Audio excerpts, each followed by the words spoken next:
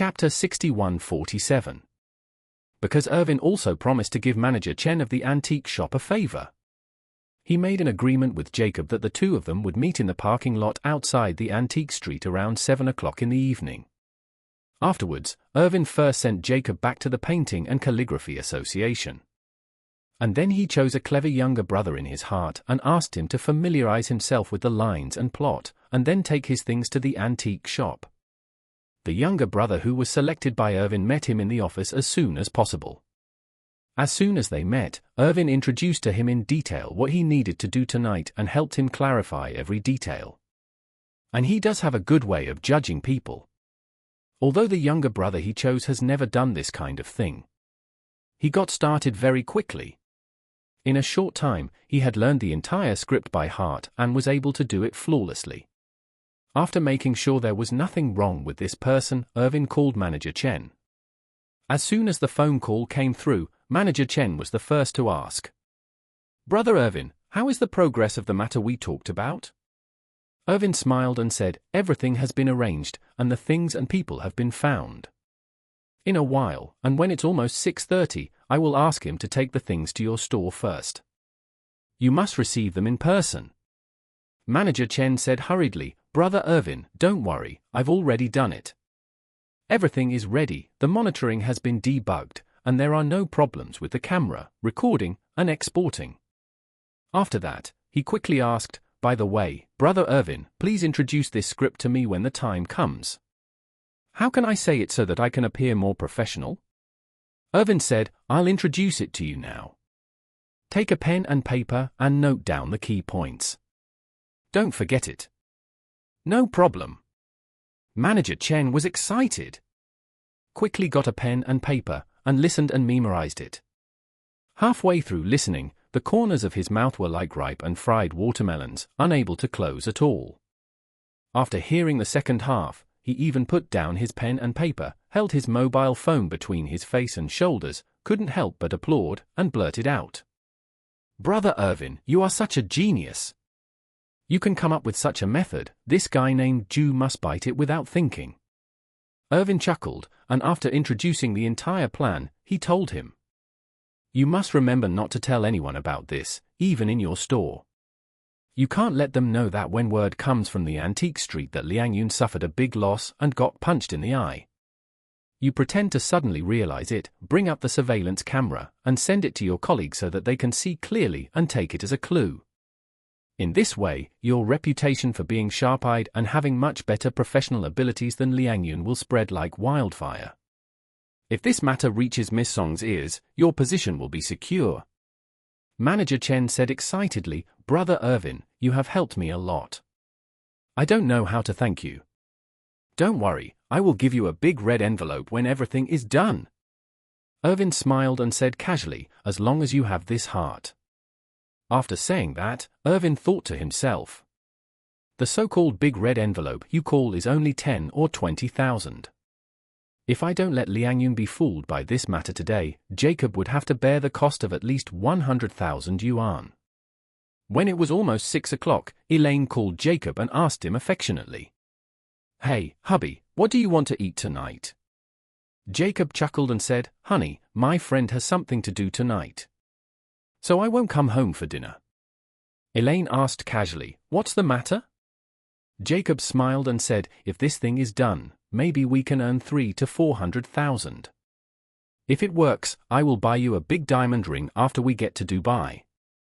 Elaine heard how much he could earn, and she immediately asked excitedly, "Really?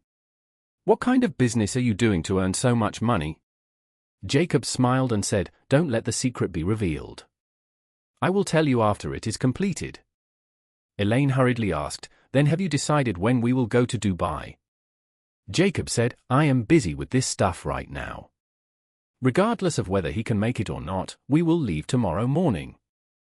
I've booked the flight and booked the hotel at the 7-star Burj Al Arab I told you about before. I see people bragging about how luxurious that 7-star hotel is on the internet every day. So I'm going to take a look at it." Say, how awesome is that? When Elaine heard this, she immediately danced with joy. "Oh my God, that's great. I just want to go quickly." Then you should be busy tonight, and I'll pack up things quickly. She said carelessly, carry less luggage. Only take the necessities. Apart from the necessities, we can buy the rest when we get there. Okay. Elaine was so excited that she said, then hurry up and get busy. Go about your business, I'm going to pack my things. After hanging up the phone, Elaine immediately called Charlie. Charlie was at the Champsellers' villa in the middle of the mountain. His grandfather and his two uncles were still discussing investment cooperation in the capital. He specifically asked Charlie to spend more time with the old lady. It just so happened that Nanako was still practicing controlling spiritual energy in another villa. So Charlie came here directly. Originally, he planned to return to the city soon, go to Claire's company to pick her up, and then go home for dinner together. Unexpectedly, Elaine called and said, "Good son-in-law, your dad has something to do tonight. He's not coming home for dinner. He said we are going to Dubai tomorrow morning. I have to pack up. How about you and Claire order what you want to eat and send it home in advance?" Charlie asked curiously, "Didn't Dad say this? Haven't you finished the matter yet? Why are you leaving tomorrow?" Elaine smiled and said, "I don't know what his plan is, but he just called and said that he had a business deal to discuss tonight. Let's see if it works out. But no matter whether it works or not, we have to leave tomorrow morning."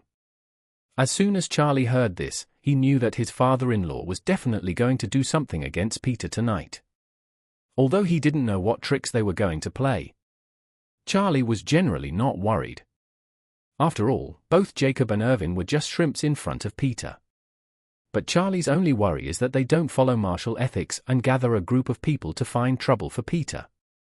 Although Peter has seen the world and gone through big storms, after all, he is just a frail middle-aged man with little fighting ability.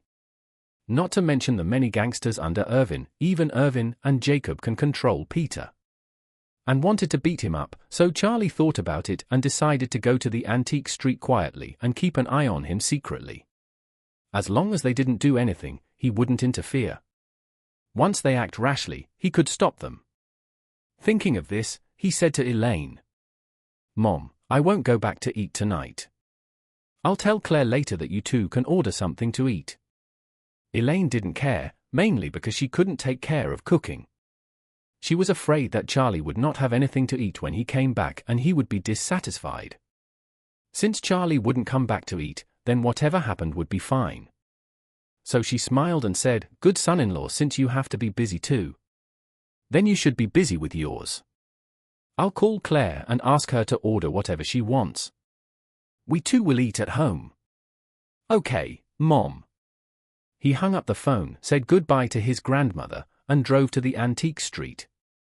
After arriving at the antique street, he walked around wearing a mask and discovered Peter's The Old Treasures. The Old Treasures still has no signboard at the moment.